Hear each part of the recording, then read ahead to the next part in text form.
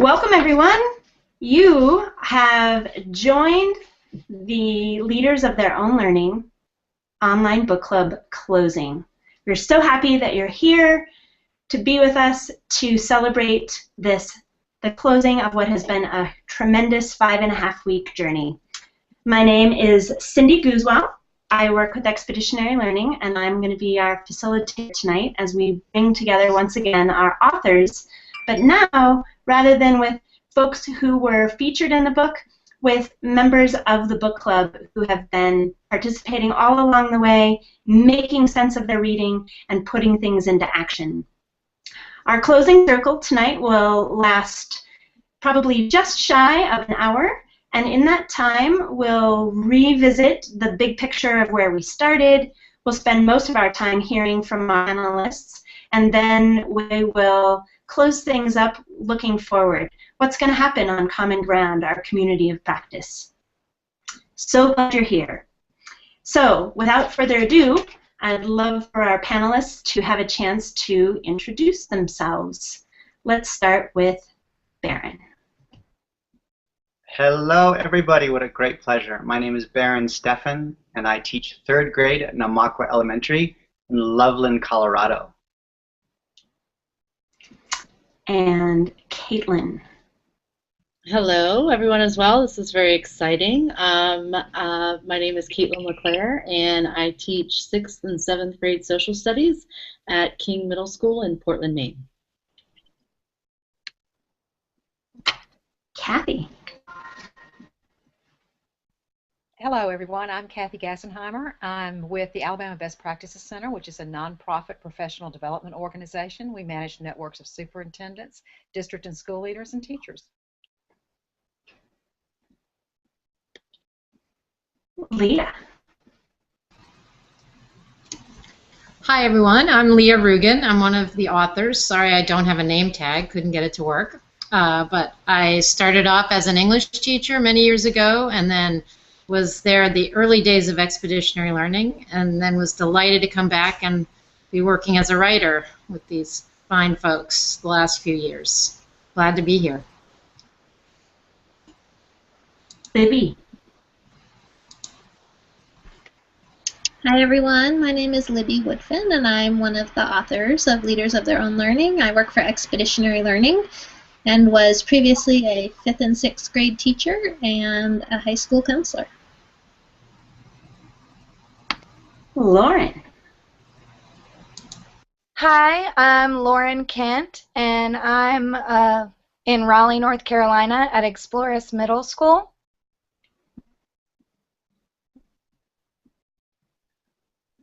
Oh. Yep, you're good, Lauren. Okay, thanks. No problem. Mia.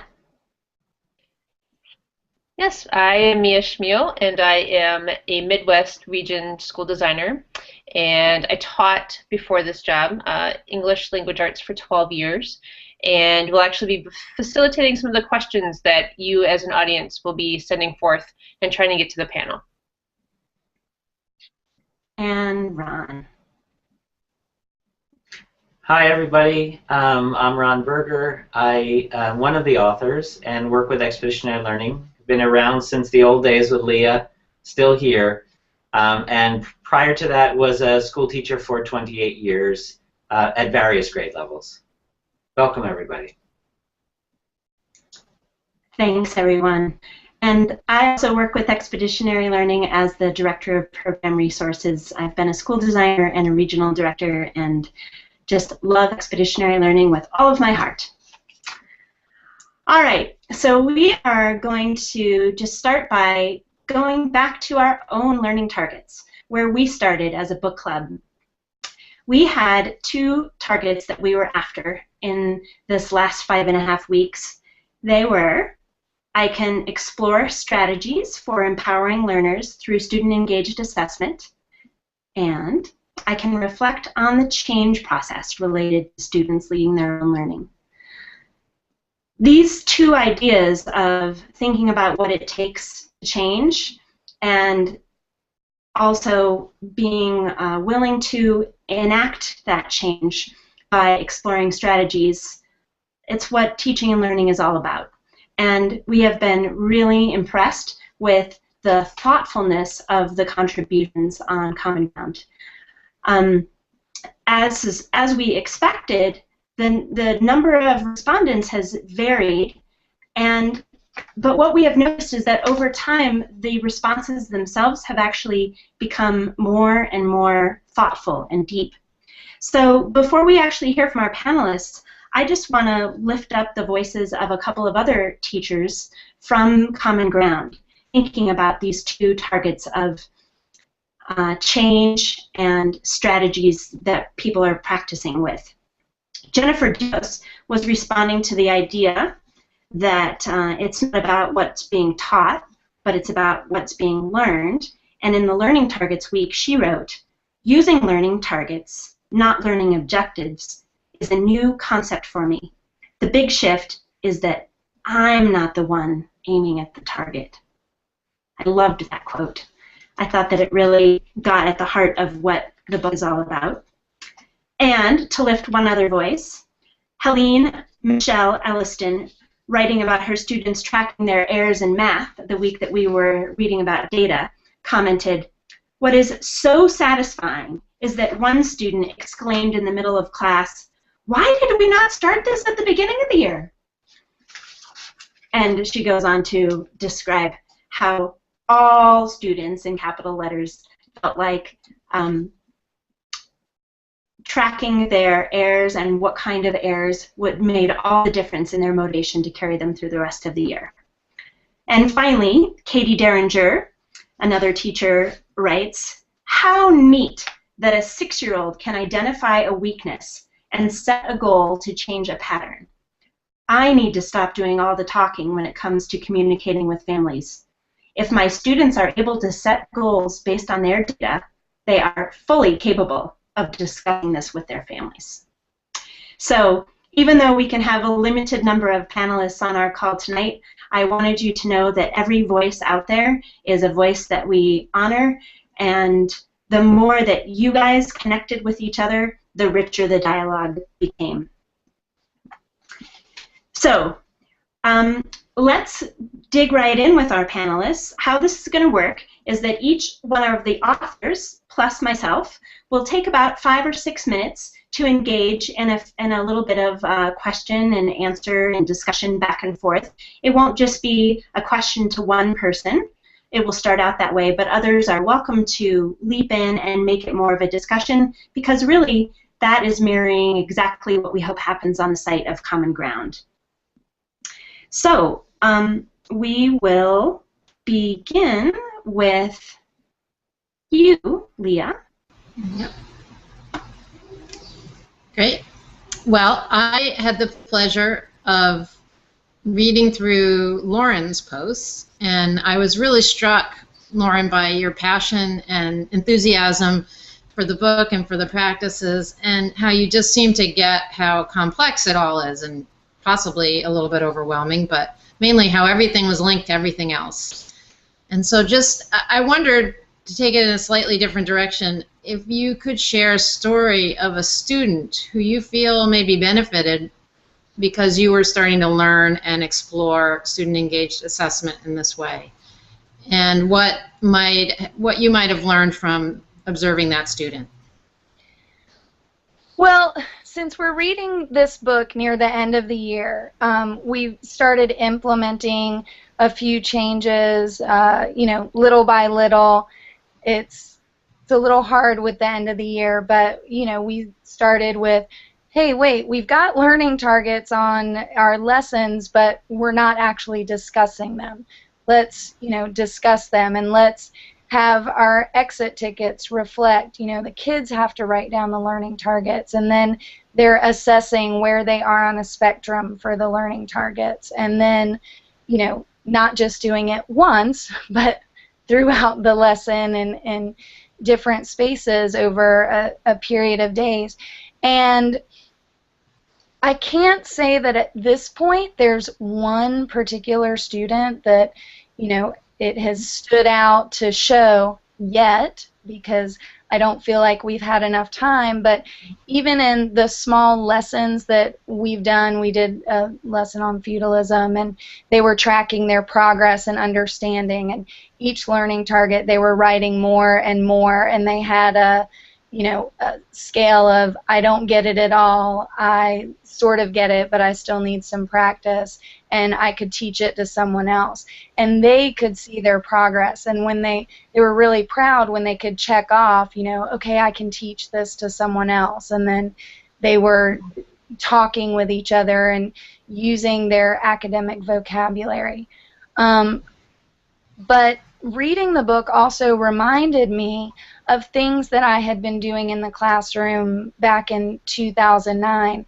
I was a ELA social studies teacher and from 2009 to 2011. Then I went and taught something else for a little while, and now I'm back doing ELA and social studies. So this book, I had been doing these things on my own. I'd read a best practice here, a best practice there, and didn't realize it was student engaged assessment or expeditionary learning. So I'm now a diagnosed expeditionary learning teacher, and I know what my problem is now. And the students then benefited from that type of instruction and that type of classroom environment. The group that I had back then in 2009, I taught them in 6th grade and looped with them into 7th grade. And it was a struggling crew, a lot of at-risk kids, and we set our targets and we worked toward our targets, and they were in charge of tracking where they were. And it really took these kids who felt very disengaged and out of control with their learning to take control of it. And kids who had IEPs and PEPs are now in high school, and I'm seeing their name in the paper on AB Honor Roll. And I see them around town, and we talk, and they're like, those things we did, now I know I can do it. And so these, it's the proof is in the pudding. These kids are out there. They took it out of the classroom and they made it their own when they hadn't been able to do that before. Mm-hmm. Thank you. That's powerful. And it's neat to have that experience at the end of the year, I guess, when often we're running out of gas, but it sounds like you've gotten instead kind of inspired moving forward. What practice are you particularly looking forward to implementing next year in the fall? Well, we've been discussing as a staff, let's pick 3 things that we're going to do. But after reading student-led conferences, it's like, well, if that's on the list, all the pieces lead up to that. You can't say you're going to do student-led conferences and not do learning targets. You can't say you're going to do student-led conferences and not have the students engage in tracking their own growth and dissecting their data. You have to commit to all of those things. And I was talking with some of my colleagues, and it was like, oh, but that's a really big step. It's a really big change. And I don't think that it is. I think it's just refining and tweak. Luckily, our mindset is already there at this school. We do portfolios, but I don't know that I would call it student-led conferencing. The portfolio's a little bit more of a celebration. I think it's been changing depending on what grade it is doing. The 8th graders, they're doing an exit portfolio, so they're really looking over their 3 years. But it's probably a challenge because they didn't have all these other tentacles, as it said in the book, in place. So I think that's where we're going with it. That sounds like a great strategy. I love that that was Brett Kimball's insight about how student-led conferences have tentacles into everything else, and Yes. you hit that on the head. Well, thanks a lot for those insights. I know we probably have to move on to hear our other panelists too. Thank you. Thanks, Lauren. Yeah, I am connecting back to the opening panel, and Leah, remembering that you were the person that said student-led conferences would be the #1 recommendation you had, so to connect that now to what Lauren is just saying. And Lauren, I really loved how you're saying that these students you taught in the past, you were using some student-engaged assessment practices, but you didn't have the language. You didn't have all the labels. You didn't have the consciousness about what you were doing. But now reading this book has given you both the vote of confidence, and you've seen that those kids are succeeding, and now you can do it again with your current students with more intention. That's a cool connection. All right, so I'm going to shift my focus to you, Kathy. And Kathy, you have a different role because you are a person who works with schools, districts, leaders, and still directly in classrooms with teachers too. You have a long reach.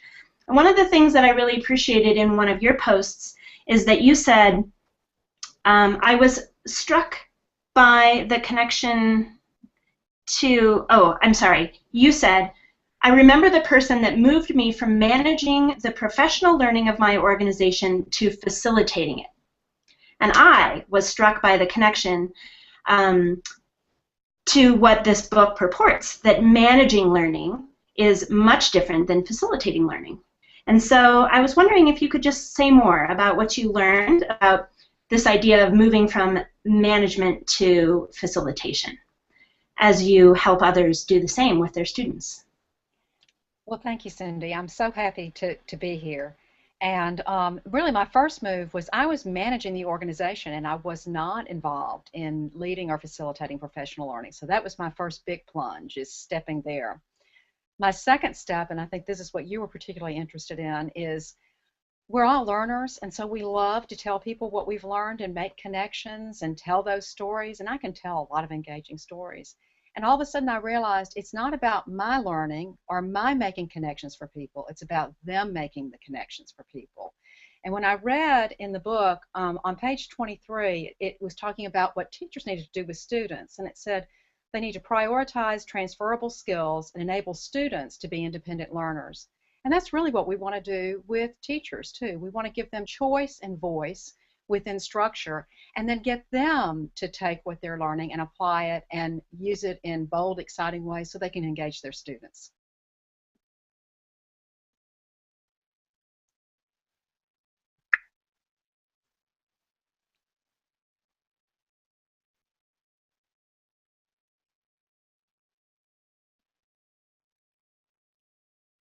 Cindy, I'm not sure whether you asked me anything because I can't hear you. Oh, I made the age-old faux pas of not turning on my microphone. I'm sorry. Thank you. I was actually inviting other panelists. I was wondering if anyone else wanted to speak to this idea of the difference between managing and facilitating.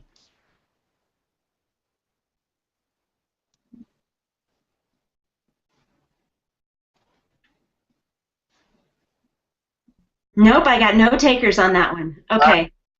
Oh, no, I do. Baron, go right ahead. Thanks. So what really came up for me during that is classroom management versus classroom facilitation. And I think of myself as a strong classroom manager. And when you say facilitator, of course, it points me in the direction of where I think the book points, which is a facilitator guides and maybe opens a door a crack, but doesn't walk you all the way down. And the joy of facilitating is to almost, as a teacher, watch the student walk themselves down. A manager has control, is responsible, has to send facts and figures back to the company or whatever it is. So I like that distinction you've made. So I'm going to call myself a good classroom facilitator now. If I could chime in there very quickly, I think that sometimes teachers are scared to step out of that management role because you feel like you're in control, and to move into the facilitator role. And it is kind of a leap of faith that, if you build it, they will come, they will get there. And when you're a facilitator, there's a lot of work that goes in on the front end to make sure that those paths are clear and, you know, that kind of GPS is set out there for them with the directions. Nicely stated there, Lauren. All right, so Kathy, I'm going to turn it back to you, and I'm just wondering, what change do you feel most committed to working toward across all the schools that you touch, and why that change? Well, obviously, like everybody else, we're excited about implementing the new standards, and we really want to see students move farther and faster as they possibly can. And we've been working on learning targets for quite a while, but reading the book and watching the video and really seeing what it looked like for students to own their learning target and then talk about where they are relative to where they want to be and listening to the confidence in their voice. It reminded me of, I was in a classroom, about 3 weeks ago. It was a first grade classroom. And the kids were doing math, and they were in small groups, and there was a piece of painter's tape all over the room. Kids were laying out laminated feet, you know, cut out feet, and they were measuring. And I was asking this first grader what he was doing. And he said, well, we're measuring these feet end to end, and we're learning about non-standard measurement. And then they pulled out popsicle sticks and said, we're saying we're doing these end to end too, but we may not have enough to reach the end of the tape. And I said to one of the people, I said, boys, I said, well, then what do you do? And he said, or how do you know what you will do if you run out of sticks? And he looked at me and he said, well, I'm a smart mathematician. And I thought if he could have taken it even a step further and explained to me as a smart mathematician what he was going to do and what he would learn from that and be able to articulate it and talk about the next step, it would just move his learning further. So it was a real connection for me. I really want students not just to look on the board and be able to say what their learning target is, but do like we saw in the DVDs of the kids, really own it and use it to drive their learning. Mm. And thank you for taking time to watch the videos. To me, it makes all the difference. It brings all those words to life to see that they're not just words on a page, but this stuff is happening and it's making a difference for real kids. Great. Thank you, Kathy. All right, I'm going to pass it off to you, Ron.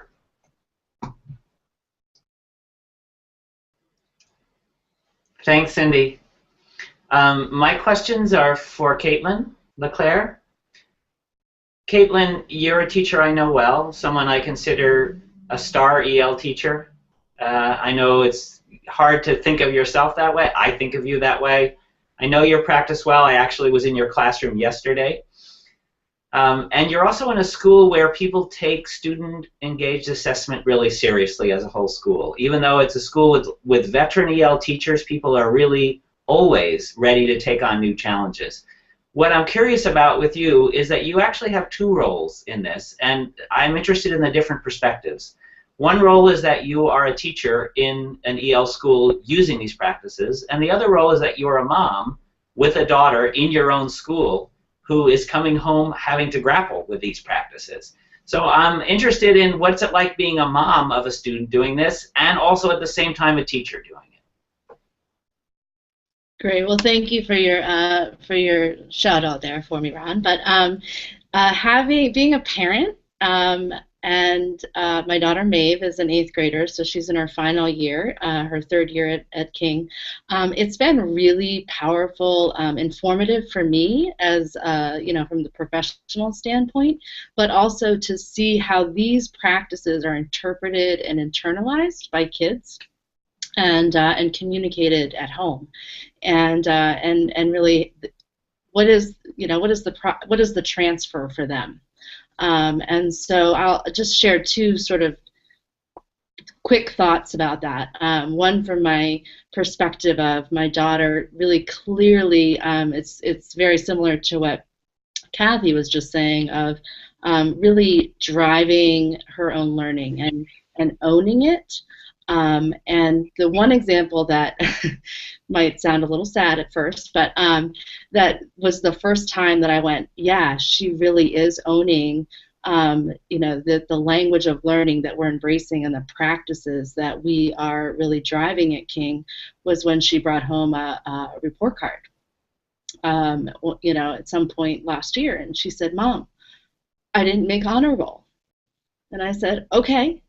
so let's talk about what's going on. And she said, these are the targets that I didn't meet. This is exactly, I know exactly what I didn't do, and I can tell you what area of my habits of work and learning I need to brush up on as well.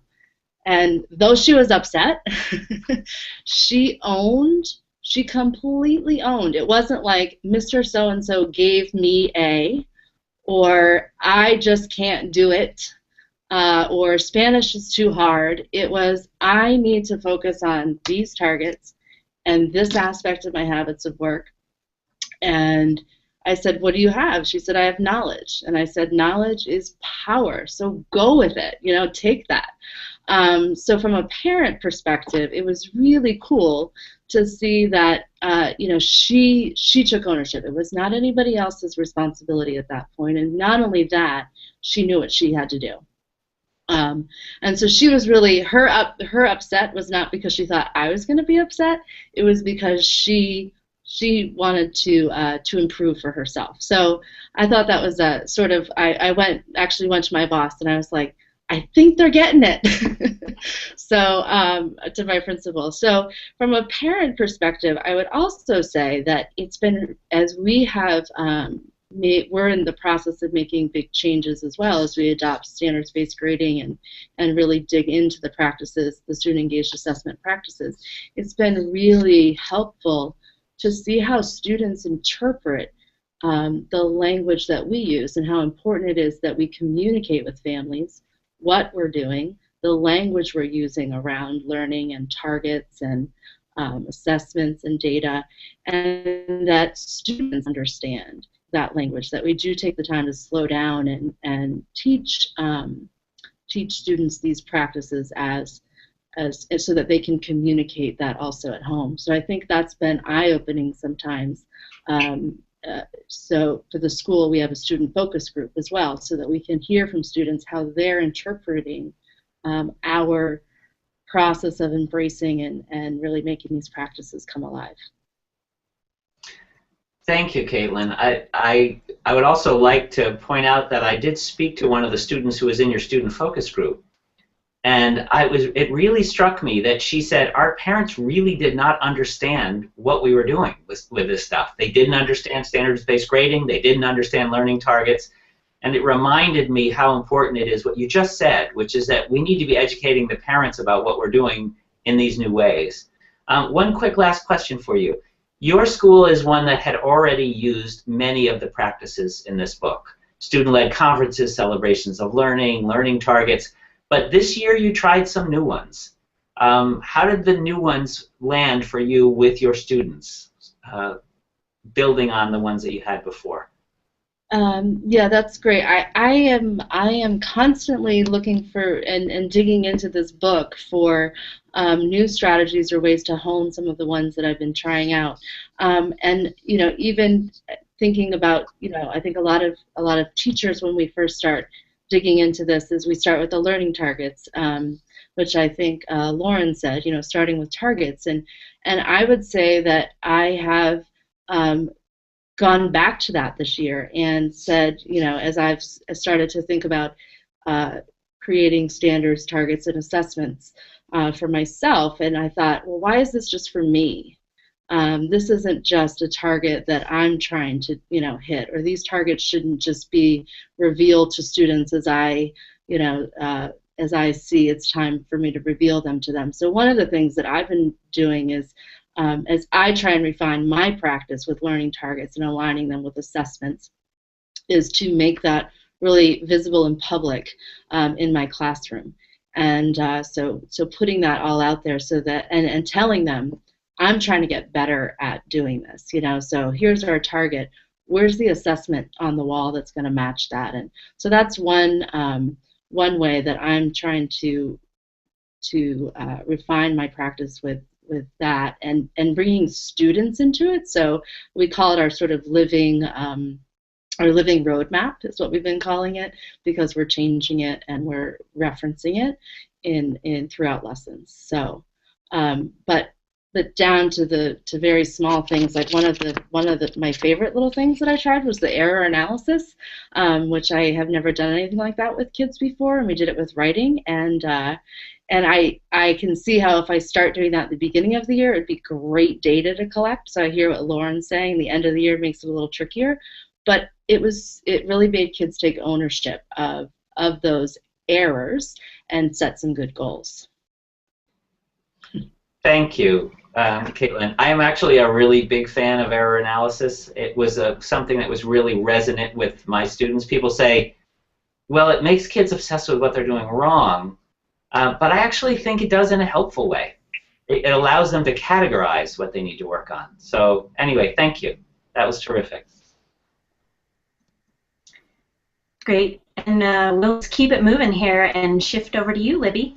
And I forgot to say something very important, actually, before you jump in, Libby. For those of you out there watching, if you have your own questions that you would like the panelists to field, whether they're the teachers that we have here or the authors, you should be able on the events page to just type in your question. So please let us know if you've got questions, and we'll address them. All right, to you, Libby. Thanks, Cindy. So, Barron, I really enjoyed reading your posts in Common Ground, and one of the things that really struck me in reading them is that your students felt really present in everything that you wrote, particularly in the photos that you shared, and I was so happy to see that you had uploaded so many great photos about you had growth mindset charts that kids had made, and lots of data tracking tools, and I was so thankful to see them. There was one that I especially loved, which was a 10-point rubric that your kids made because the 2-point rubric was insufficient for their needs, and I really love that you shared that. So I wanted to ask you if you can reflect on the impact of student engaged assessment on your students. And if one of your students was here right now, what do you think he or she would say if asked, what skills and habits have you learned that help you be a leader of your own learning? Great, Libby, thank you. What a great question. First of all, I put all those photos up so that in the hopes that others would do the same, because it's just an exploration, and really, what a waste I would feel I'd done if I didn't have this great audience and say, please, show me what you've got so I can start to navigate and find my way or our way. I think the impact of this book and student engaged assessment is present in me and in the students. And I mean, for one thing, we had already a great result. We got our TCAP scores back in reading because we're third grade, and we went from 77 to 82% perfectly in advance. So I don't know what that means, but it's something good. And I would say thank you also for mentioning that you felt my students really present. I think my whole career, what has kept my true north is listening to the students and feeling what works and what isn't working, both in direct dialogue, but also just in observation and feeling the energy of the room. So that was how the 10-point rubric came about, was I am the road teacher at my school, being allowed to pilot the expeditionary learning Common Core State Standard modules and lessons, and I love it. So does my principal, by the way. And as we were getting into, I don't remember which module, but I think the frogs, it came time to grade what we've done, the response to text. And as we looked at the 2-point rubric, it was pretty much, you did a great job, you did an okay job, you did a stinky job. And I thought, gosh, how are my students going to learn from this? So because we'd been doing it for a while, I knew they knew what to put in their answers. So I just got out a chart and I wrote down what they said. And the aha that came from them, as usual, had great repercussions. So the first aha was, wow, they know this stuff.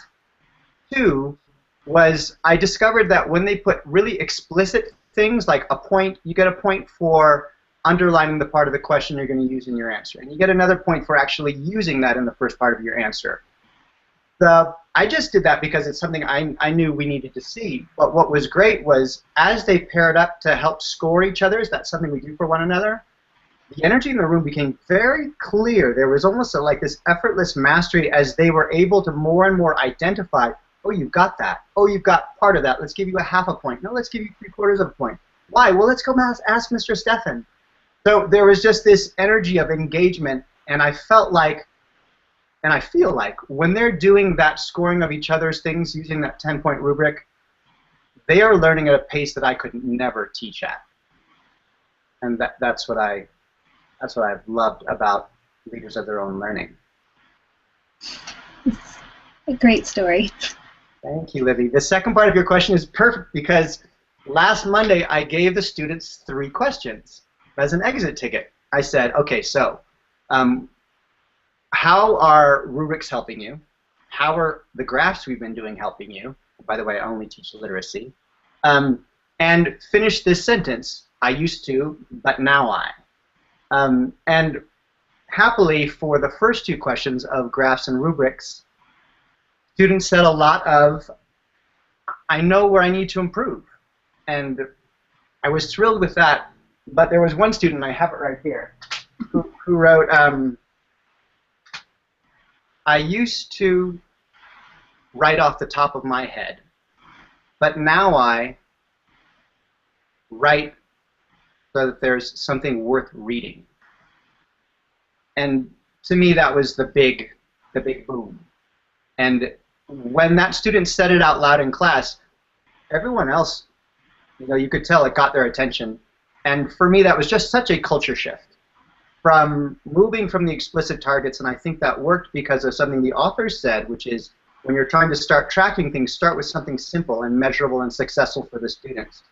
Well, they were successful in identifying simple, explicit things, but the big aha is, wow, they get that it's more than just a score. And those are my favorite times in the classroom when I say, okay, get together with your clock partner number 4 o'clock and score your things, because the energy is very vibrant. Thank you for sharing that. It's still, like, even just hearing you talking, your students are right here with us right now. It's really nice. I also wanted to ask you a question about your response to one of the student-led conference prompts that came more recently.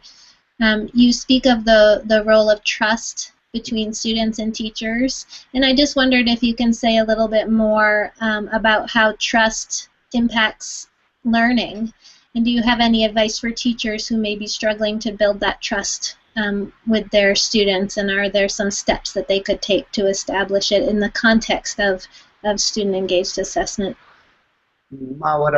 Thank you for such a profound question. I don't think I would still be a teacher without that level of inquiry that you're asking with this question. And I think for trust in the classroom, there are so many answers, and if we open it up to the panel and to the people that are listening, we would have so many great best practices that are distinct and helpful. And I would say that I like to say that moving from acts of collaboration to a culture of collaboration made all the difference in an EL school I used to teach at. I would also say moving from acts of trust to a culture of trust is like the fertilizer that makes student learning grow. I don't think there's any even philosophy that doesn't have that respect for the student-teacher relationship. I think Ron at the beginning of the opening session mentioned, yoga and Messi and how much it turned him on, that, wow, what could come of this if I did this every day? And I think ancient traditions talk about the student-teacher relationship as well. And it is the teacher that believes in the student, and that belief is what unlocks their potential.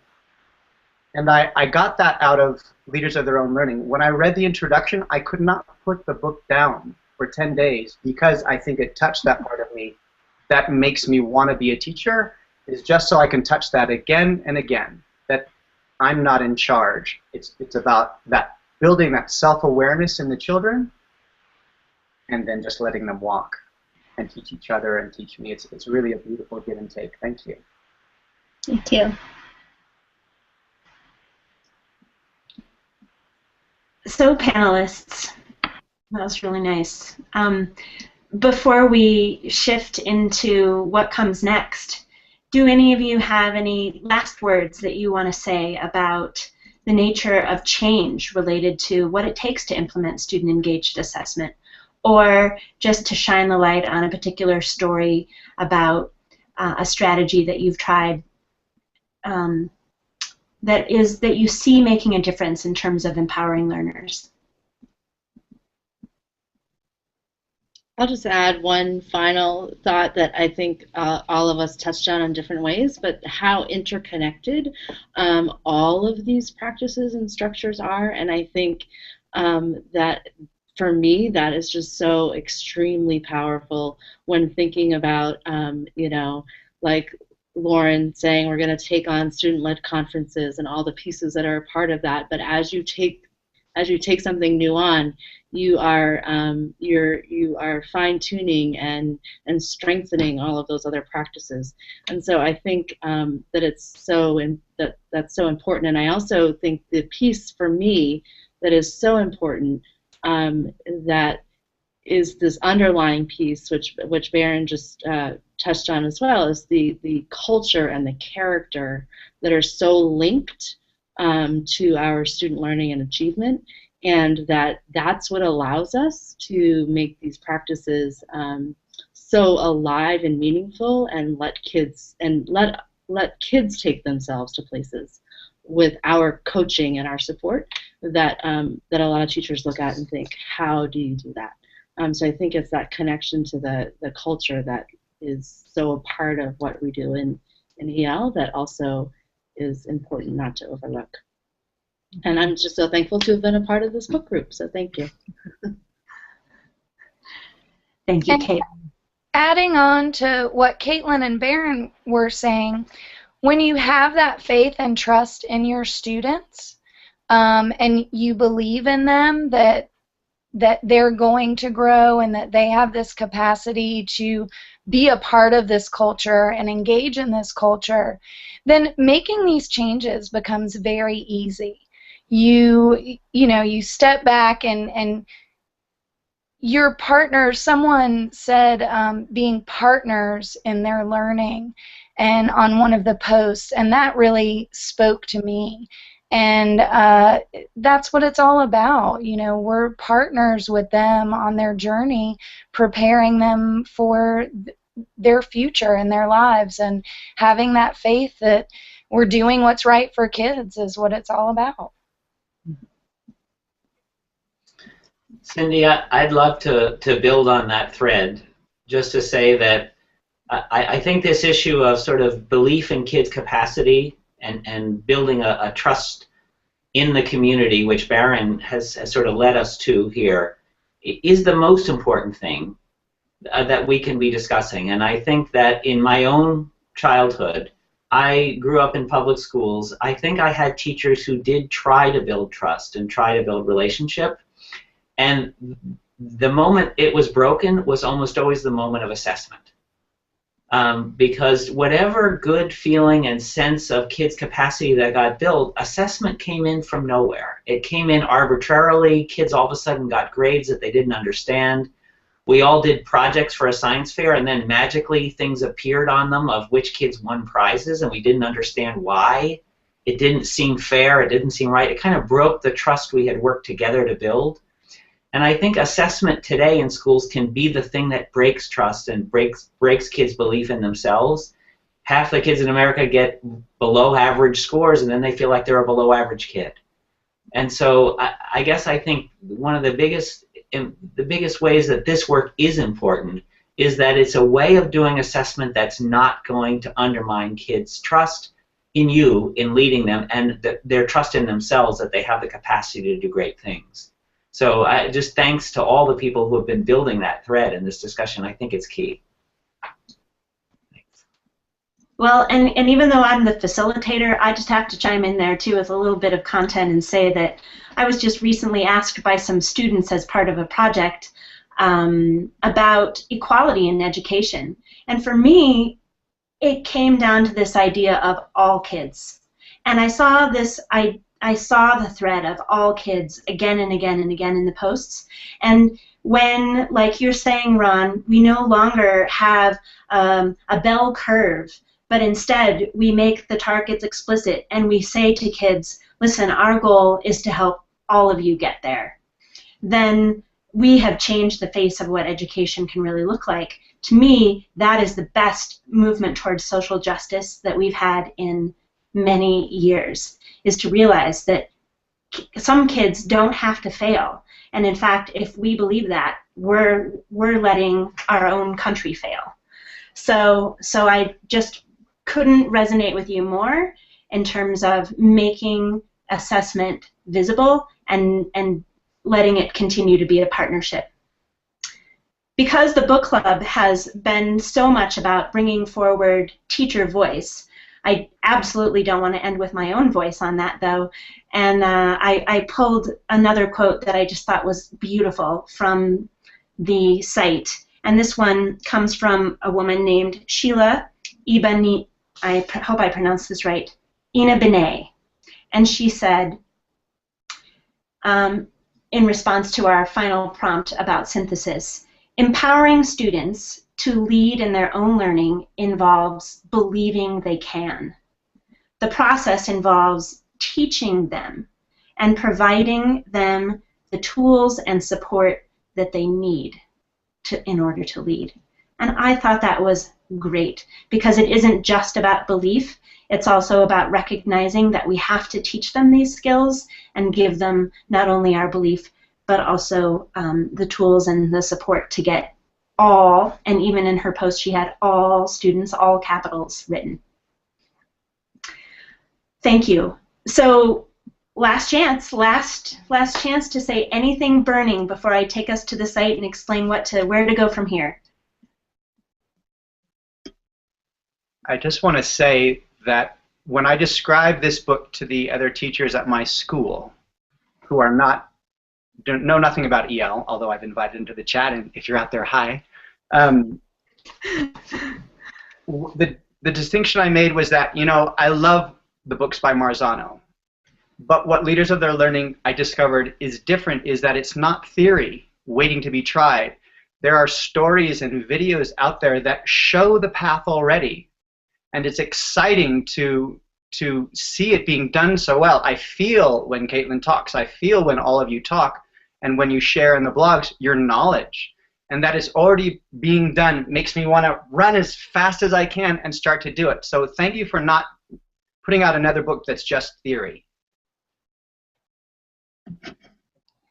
Yeah, and I want to thank you for letting me know who I am, because Barron had mentioned before about being a rogue, and I was, you know, a rogue teacher and doing these crazy things before, and I finally, you know, I felt kind of on the outside of things, and now I'm in a community and with like-minded people who I just feel I have a place now, so thank you.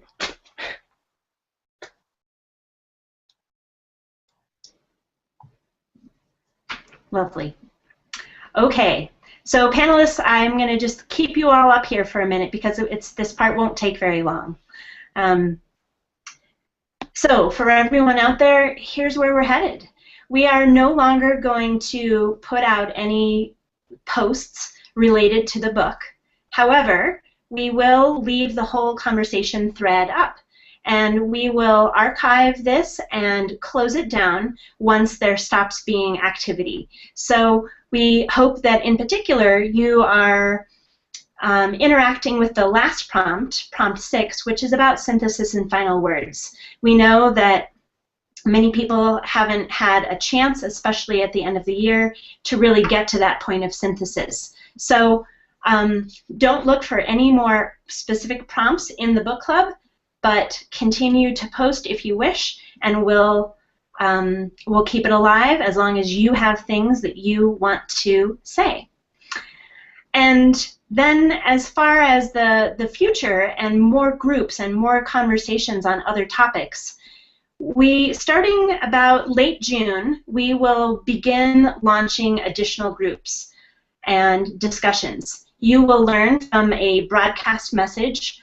We'll let you know. So if you're a member of Common Ground, you'll get an email and it'll let you know when we've got new groups starting up. But we are going to take a bit of hiatus as we exit from the Leaders of Their Own Learning book group, and we get ready to launch several other topics, some of which actually track with what we've been discussing in this book, including using data with students and instructional coaching. So I am going to take us now to actually the site and show you a couple of things on the site.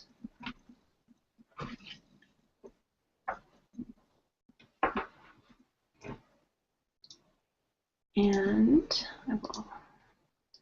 So hold on one second while I just let our panelists go.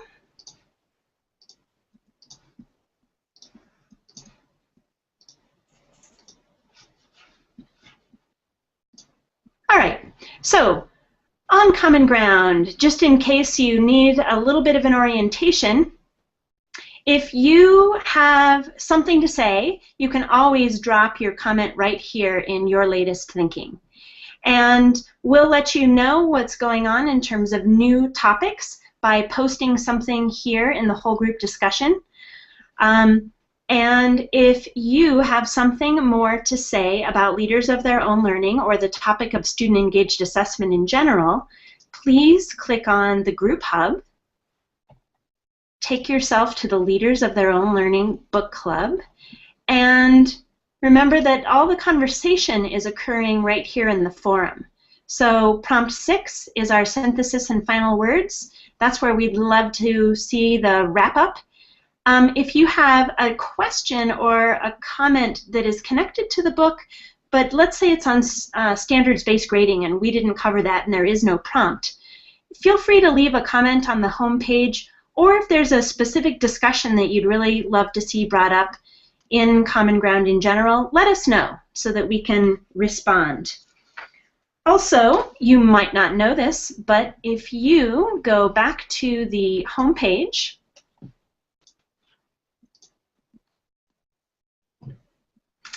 and click on our community members, you can find yourself. So, for instance, Lauren Kent, who was just one of our panelists, could search for herself, find herself here, and the cool thing is it gives you a history of all of your responses. And so you can see that Lauren's been a terrifically active participant in the book club, and it's just kind of nice to have your own place where you can track back to your reflections and your thoughts. So in case you didn't know that, now you know. And that is also how you guys can connect with one another if you want to start a private conversation with someone. You can see that we've got lots of E's here, and we'd love to see your face instead of our logo. So just another reminder to please add photos. It makes it so much more personal.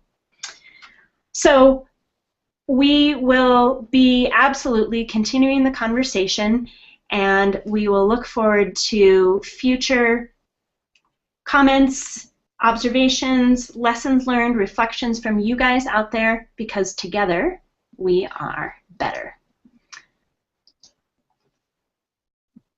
All right. So everyone, thank you very much for joining us for this book club closing, and until next time, have a great evening. Bye.